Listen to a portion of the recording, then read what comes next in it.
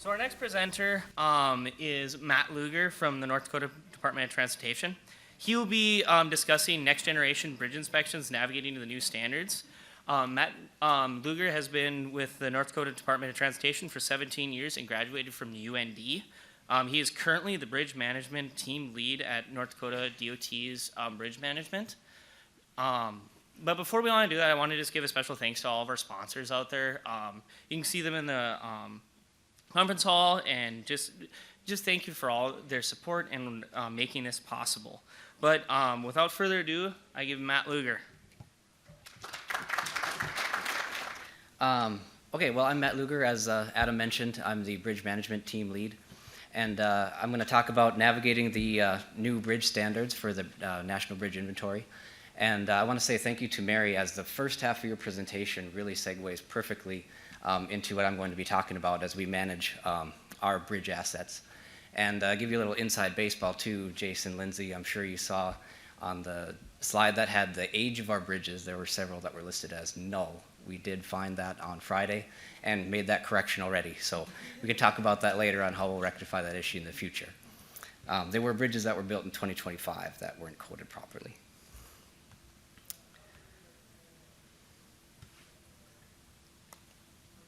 There we go. Okay, so the National Bridge Inspection Standards, these are federally mandated standards. They're part of 23 Code of Federal Regulations, Part 650, Subpart C. And so those are managed by the Federal Highway for all bridges on the states that are open to public travel. And they updated this CFR and the standards that were effective June 6th, 2022 was the effective date. And so all states were put on a transition plan starting then to move through and update their inventory. And I'll talk about where we are and what our status is going forward from there at the end of our presentation. So the bridge standards are, there we go. It's essentially, it's our database. And the old coding guide was issued in December of 1995. And the new standards is going to effectively modernize and reorganize the entire system to provide better data, reorganize the data, make it more useful, and just to be more modernized for all the systems that it's connected to.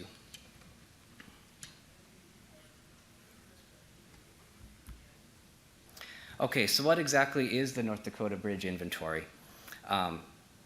Mary mentioned what our total bridge count is. It's just over 4,800 bridges. And how do we get to that number is through various standards that are on our different systems. Sorry, it's a little odd here with the computer versus the presentation behind me. But the federally mandated structures are all bridges greater than 20 feet in length that are owned by a public authority.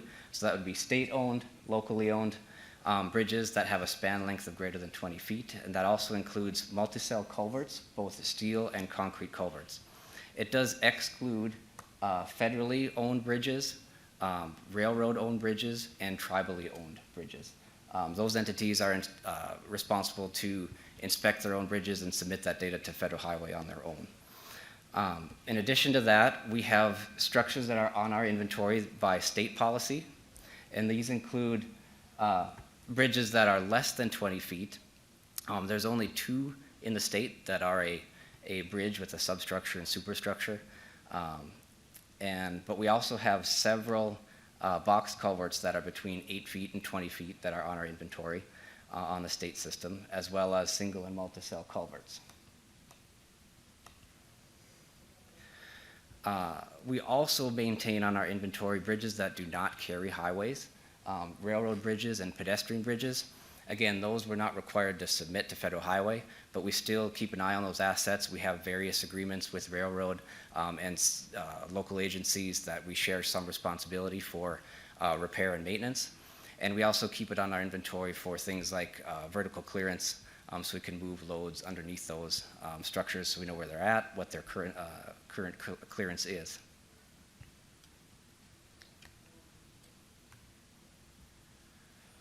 Okay, so how does this data affect me?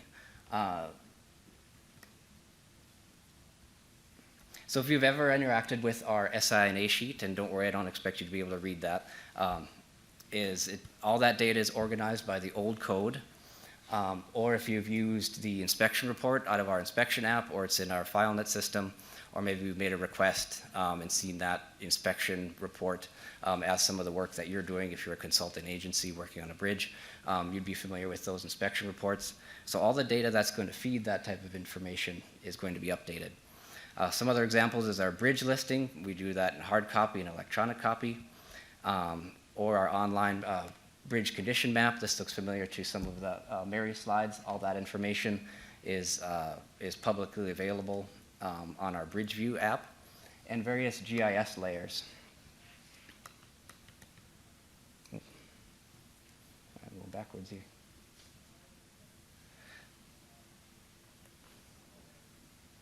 Okay, so what is changing? I spoiled my only joke. The bridge locations will stay the same. We're not going to shuffle them around. Bridge IDs will also stay the same. And then the codes that are existing, there's 154 total codes in the new coding guide. And 70 of those are what we'd call a clean transition. That means that the data is essentially the same from the old code to the new code. So we have some software packages that we can use to simply move those codes to the new standard. And during the next inspection, that data will just need to be verified to make sure that it's still accurate. There's also 26 codes that we would call a partial, and that data will still be migrated, but it might say temp code, or it might have a few different things that need to be adjusted and again verified and corrected during the next inspection. Then there's also 58 new codes that have no transition from the old database, and so that will be collected either at inspection time or in the office ahead of time using GIS data or plan set data, any other information we have about the bridge that will help us code those bridges. Okay, new item designation. So if you are familiar with our current NBI data, you might be familiar with deck condition. It was old item 58, and so you navigate to item 58 and you find your deck condition. That code is essentially the same. It's still going to be a 1 through 9 scale that's going to tell you if your bridge is good or fair or poor condition. But the new designation in the SNBI is going to be BC01. And each of these new codes is going to be another acronym. So it's going to be Bridge Condition 01 is your deck condition, and then you'll see the same data that you're familiar with seeing, a 1 through 9 code. So I'm going to walk through briefly the major sections of the new SNBI code, and I'll give you a few examples, but I'm certainly not going to go code by code, as that's outside the scope of a 20-minute presentation, and it may be slightly mind-numbing for you all. So one example here I'm going to use is the Minot Viaduct Bridge. This is in Minot on US 83. It's also Broadway Avenue, if you're familiar with Minot. And so I gave a quick example here of a clean transition code, BID01, that's Bridge Identification 01, is a clean transition. Like I said, the bridge ID is not going to change, so that's an easy transition from the old data to the new. And the bridge name, it's not a new name, but the old code didn't have a location in the database to put the bridge name.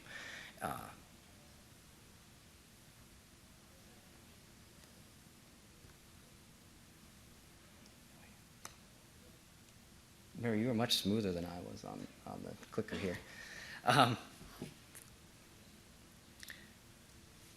So of that section 1, I should say too, that there's 21 total codes. 15 of those codes are clean transition items, and these include things like the state, the county, the district, the longitude, the latitude, border bridge information, the MPO, the bridge owner, etc. And the other in section 2 for bridge material and type, these have a lot of new codes. There's 22 total. 2 are clean, 3 are partial, and the remaining 17 are all going to be new codes. And it breaks up the bridge into, rather than having one database, essentially it's breaking the database into 3 different tables. There's going to be a span set table, a substructure set table, and a roadside hardware table, which is your bridge rail and your crash rail and your transitions. And so within each of those, the span sets is going to be the number of span sets, and the beam lines are some of the new codes. But some of the transitions are the material type. This is a concrete bridge on the approach slabs, and steel on the main spans. It also has the deck material, the deck interaction, and the protective systems. And there's very similar codes like that for the substructure set. But again, to get into the details of those is a little bit beyond our time here. There's also a robust bridge section that's going to detail the crash standards met by the bridge railing. And so we're going to have to go out and look at the crash railing and say, does this meet a crash standard from the 90s when it was built? It would be a NCHRP type 230, but again, I'm not the expert on crash rail. We're going to reference a lot of this information. Or does it meet the new MASH standards if you have a newer bridge? Okay, bridge geometry. Not quite that complicated, but there are 16 codes. 10 of them are clean, and 6 are partial or new. These include things like span lengths, bridge width, and skew. Those are all clean transitions. They're things we have already coded. New items include curved bridge and maximum bridge height.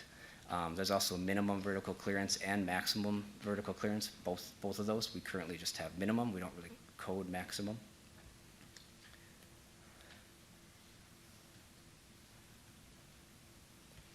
So the features data set, this is another section that has it introduces more data tables than our current single data set table in the current code. There's 14 codes total, and 4 are clean transition, but they'll stack up, and you'll use those codes several times as you work through your bridge. So this bridge, for instance, is the Minot Viaduct, and I can't point to it, but if you look at the top of your screen, you can see the Mouse River there. So there'd be a waterway table where we'd code Mouse River and all the details about that stream crossing. Then in the middle of the screen, there's several railroad tracks. All those would be coded in a railroad table with all the details about that railroad. And then we will have that pathway for that multi-use path that goes underneath. And then finally, we'll have the highways and the routes features. So we'll have to code that as US 83 and the ADT vertical clearances, again, for the railroad underneath. And the route that goes on top will code both US 83 and that is Broadway Avenue. And if there's any multi-highway that use the same bridge, this wouldn't be an example of that type, but a lot of the 94 structures also carry US 52. It's a dual route highway. And so we have to go in and make sure wherever those are dual routes, we'll add that information, as that's not in our current data set. Section 5 is loads, load rating, and posting. There are 14 codes here. 4 are clean transition, and the rest are new codes. But I will say that even though they're new codes, it will not require us to do any new load ratings. It's all information that we have in our state database that we have already worked to migrate that information to our new database, and so that won't be any changes as far as generating new load rating work will be required. There are going to be some new items that will track the changes to the posting signs. So before, it would all be handled internally. If there's a sign down, we would code that there's a missing sign. And now there's going to be a date associated with every activity. So if there's a new load rating that would require a posting, we would put that in the inventory, date it. When that sign is put up, we would record that information and the date. Next inspection happens. If that sign is missing or damaged, that date would be coded, and so on. Federal Highways sees it really important to track exactly what's going on up there with our bridge postings, as it is a safety issue. Lastly, I'm going to group up section 6 and 7 together. These are really the meat and potatoes of all the items that are coded during a field inspection. There are 46 codes here. It's about a 50-50 split of partial versus new. Section 6 details the inspection frequencies and dates, as well as inspector qualifications and inspection quality items. And Section 7, as I said, is it's your deck super sub condition type information. Also included is your culvert condition, and there's some new codes that are not in the old one for bridge railings and transition condition, as well as your bearing condition, your joint condition, and channel and scour condition. So all 6 of those are all codes that we would have been aware of in the old code and during inspections through some of our other note-taking, but now they're an official SNBI item. So our transition plan, coming right up here on the 15th, is our last NBI submittal. So that's our current data set. Every year we report all our data to Federal Highway on the 15th, and we will be prepared, well, we have prepared our submittal for this year, and that'll be going out in a couple weeks. The next 2 years are going to have transitioned and partial SNBI data submittals. So those submittals, what that means is we can take our current data set, migrate through those clean transitions, and we can submit that data with some of those partials that haven't been verified yet, or if there's any temp codes that's acceptable in those 2 data sets, or if there's information that hasn't been filled out yet because it's an inspection, a bridge that we haven't inspected yet with the new code. So by March 15th of 2028, that's the full SNBI data submittal. So at that time, every bridge needs to have every code coded, have it inspected, validated, and QCA checked. And so we're working towards that end. We have some software packages that we have in place to help us start collecting some of that data, make some of these clean transitions. I'm working with our IT team to update all of our bridge software that we use. And once we have our main databases set up, then we'll start working on how our new report's going to look, how we're going to share this data, make it presentable to you all, and so that we can move forward in the future. I do want to give a little shout out to the inspection app workshop. One of my counterparts, Matt Curley, is the inspection team lead, and he's going to do a demo of our inspection software at 12:30 tomorrow. So if you're interested, or if you're a local agency that wants some more tips and tricks on how to navigate that software, please, you're more than welcome to attend. I think that's right here, this room, 101, 102. Okay, any questions? I did share the link. I didn't mention earlier that the SNBI coding guide it's a free publication on Federal Highway's website. I do have the hard copy, if you're old school like me. Sorry, this is mine, you can't have it. But it is available at that link, or you can just Google SNBI coding guide. You can find it, no problem. Any questions?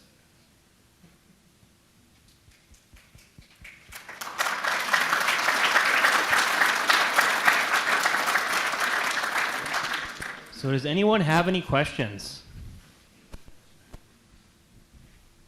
I had a quick one. On the features, you were talking about the railroad and like a shared use path and river. Those are individual, or do you just add them in manually? Like you can add multiple? It would be, like, especially for that viaduct, we have multiple tracks. If it's 2 different railroad lines, like if it's BNSF and NP, we would have one line for BNSF, would have its own vertical clearance and other information associated, and then another line would be an additional railroad. And then that pathway would be its separate database. It'd be adjacent to the highways, like if there was a road that went underneath, we'd code the road and the pathway together in that same data set. In this case, it'd probably just be the pathway by itself. Any other questions? Well, let's give one more hand to Matt Luger.